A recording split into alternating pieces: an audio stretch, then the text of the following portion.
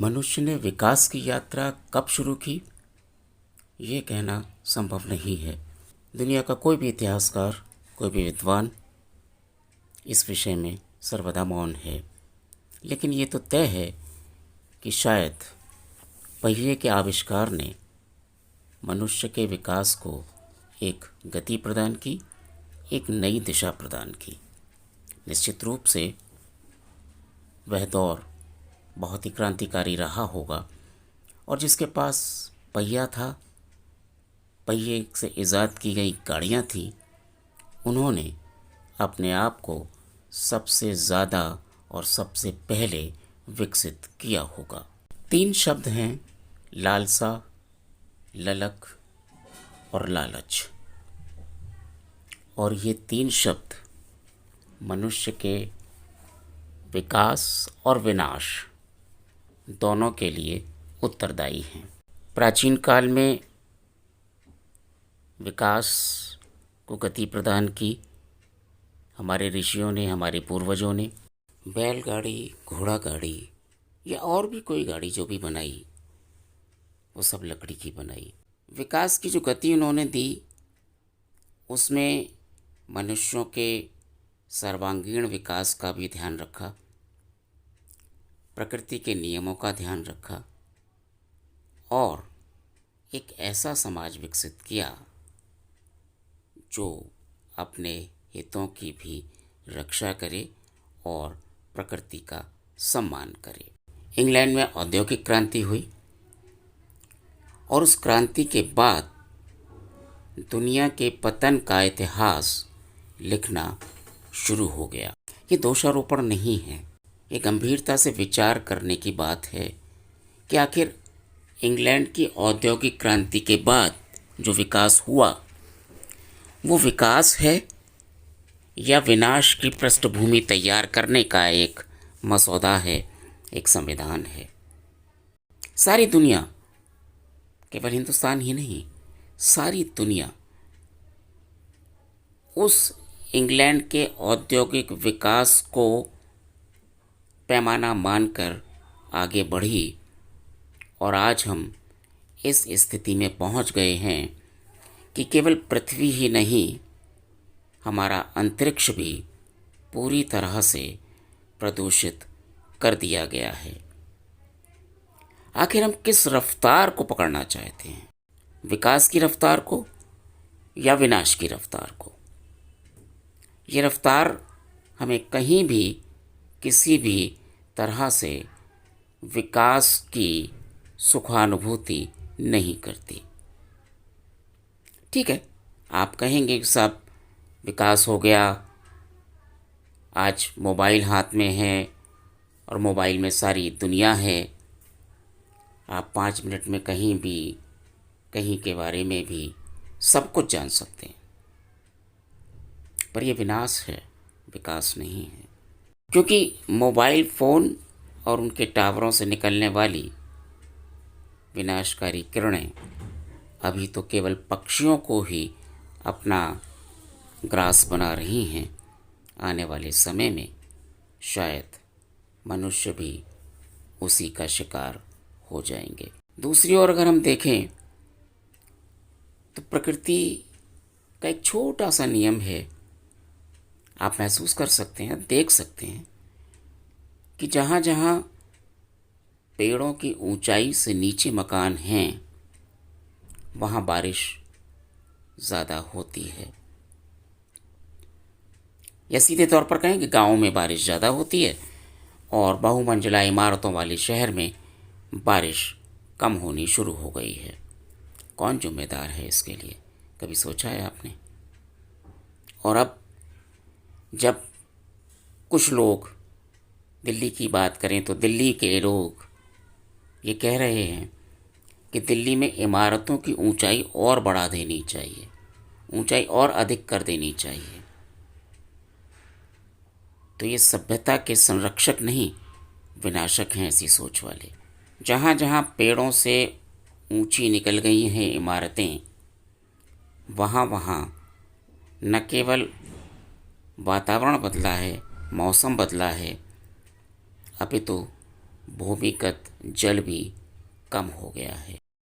तो विनाश और विकास, इसमें अगर हम देखें तो एक माचिस की तिल्ली के बराबर का फासला अब दिखाई देने लगा है, क्योंकि एक माचिस की तिल्ली काफ़ी है इस सभ्यता के विनाश के लिए। विकास कीजिए, लेकिन प्राकृतिक नियमों को ध्यान में रखकर। लेकिन आज दुनिया के लोग अपने आप को सबसे ज़्यादा प्रगतिशील कहने के लिए तत्पर हैं, क्योंकि वो विकास की अंधी दौड़ में शामिल हो गए हैं। दुनिया का कोई ऐसा शहर नहीं है जहाँ ईंटों का जंगल दिखाई न देता हो, जहाँ वायु प्रदूषण हावी न हो, जहाँ जल प्रदूषण दुनिया में कहर ढा रहा हो, जहाँ ग्लेशियर अपना अस्तित्व खो रहे हों, जहाँ पशु पक्षी मर रहे हों। आखिर हम किस विकास की ओर जा रहे हैं? हम बड़े खुश होते हैं जब पुरातात्विक साक्ष्य मिलते हैं कि ये डायनासोर इतने लाख साल पुराना था, उसके अवशेष मिल रहे हैं, बड़े खुश होते हैं। इसमें खुशी की बात नहीं है। वो एक अलग बात है कि डायनासोर क्यों इस पृथ्वी से नष्ट हो गए। वो प्राकृतिक नियम था, क्योंकि उस समय मनुष्य ताकतवर नहीं था। उस समय बड़े बड़े जीव ताकतवर थे। निश्चित रूप से उन्होंने अपने अस्तित्व की लड़ाई के लिए छोटे जीवों को शिकार बनाया होगा, खत्म किया होगा एक पारिस्थितिकी तंत्र, उसके लिए वो जिम्मेदार हैं। लेकिन मनुष्य तो जानवरों से ज़्यादा समझदार है। फिर उसने विकास की ऐसी परिकल्पना क्यों कर ली कि आज चारों तरफ विनाश दिखाई दे रहा है। ईंटों का जंगल सुख सुविधाओं से परिपूर्ण है, उसमें एसी लगे हुए हैं, उसमें फ्रिज रखे हुए हैं, उसमें टीवी लगे हुए हैं, घर के नीचे कार खड़ी है, वो भी वातानुकूलित है, आपका दफ्तर भी वातानुकूलित है। यानी हम शारीरिक श्रम करना ही नहीं चाहते। एसी में पैदा होते हैं, एसी में सांस लेते हैं, एसी कार में बैठ के दफ्तर जाते हैं, एसी कार से घर वापस आते हैं और एसी में रह जाते हैं। सुख तो है, सुविधा तो है, लेकिन ये विनाश का सबसे बड़ा परिचायक है। इसी वजह से शुगर की बीमारी बढ़ रही है, इसी वजह से मानसिक तनाव बढ़ रहा है, इसी वजह से शायद पैदा की गई कोरोना वायरस की एक मुहिम। अब इसके लिए कौन दोषी है कौन नहीं, इस पर विचार करने की यहाँ मैं आवश्यकता महसूस नहीं करता, क्योंकि एक ऐसा वायरस पैदा किया गया है जो दुनिया की जनसंख्या को नियंत्रित कर ही देगा। मास्क लगाए लोग जिंदा रहने के लिए मजबूर हैं, और ये मास्क आपको जिंदा तो रख रहा है, लेकिन आपके फेफड़ों को भी कमज़ोर कर रहा होगा, क्योंकि हम शुद्ध वायु अपने शरीर में नहीं जाने दे रहे। मास्क लगा रखा है, मजबूरी है, चालान कटेगा, भय दिखाया जा रहा है, जो भी है। तो क्या हम इस कदर विकसित हो गए हैं कि अब विश्व की जनसंख्या को नियंत्रित करने के लिए हम महामारियों का सहारा लेंगे?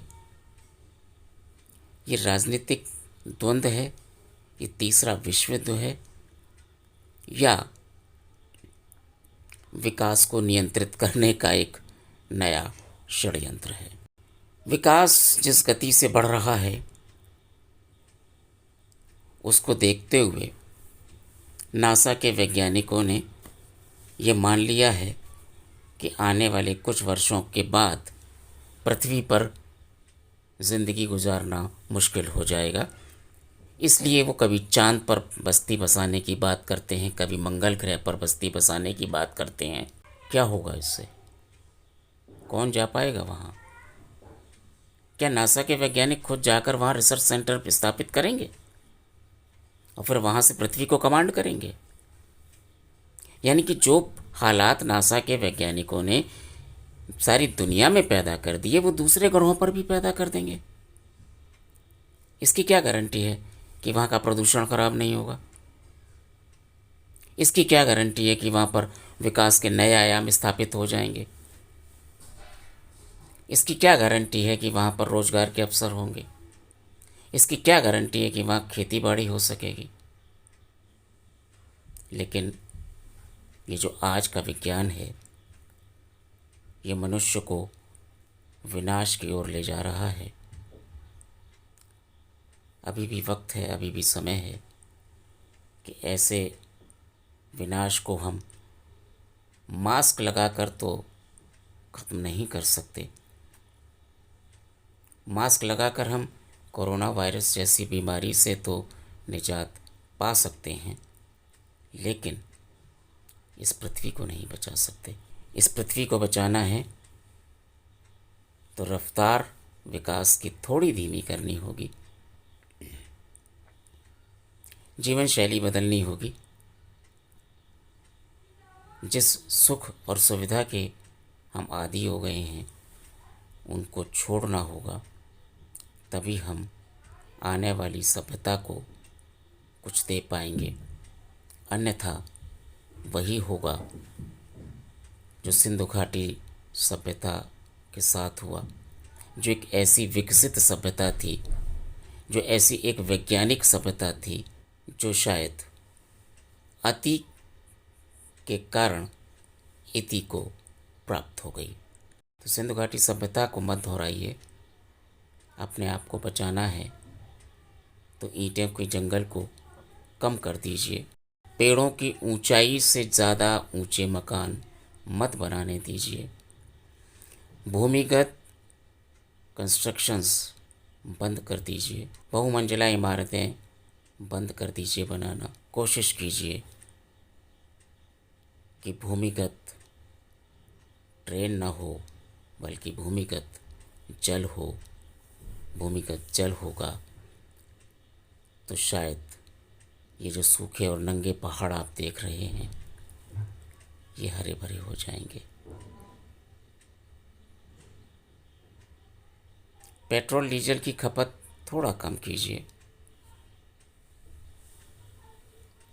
पेड़ों की संख्या अधिक कीजिए, तभी हम अपने सपनों की पृथ्वी को साकार कर पाएंगे। सारी दुनिया में जब लॉकडाउन हुआ तो बहुत सारे अनुभव हुए लोगों को।